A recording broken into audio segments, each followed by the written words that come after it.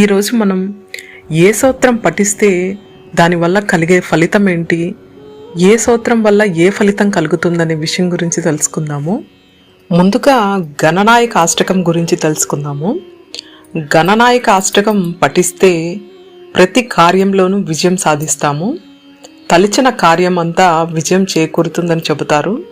శివాష్టకం స్తోత్రం పఠించడం వల్ల శివుని అనుగ్రహం పూర్తిగా కలిగి ఉంటాము. అదేవిధంగా ఆదిత్య హృదయం అయితే ఆరోగ్యం, ఉద్యోగం సిద్ధిస్తాయి. శ్రీ రాజరాజేశ్వరి అష్టకం పఠించడం వల్ల సర్వ వాంఛా సిద్ధి కలుగుతుంది. శ్రీ అన్నపూర్ణ అష్టకం పఠించడం వల్ల ఆకలి దప్పికలకు అంటే అన్నపానాలకు ఎటువంటి లోటు ఉండదు అని అర్థం. కాలభైరవ అష్టకం పఠించడం వల్ల ఆధ్యాత్మిక జ్ఞానం, అద్భుత జీవనం కలుగుతుంది. దుర్గా అష్టోత్తర శతనామం పఠించడం వల్ల భయహరం జరుగుతుంది, భయాలన్నీ తొలగిపోతాయి. విశ్వనాథ అష్టకం వల్ల విద్యలో విజయం సాధిస్తాము.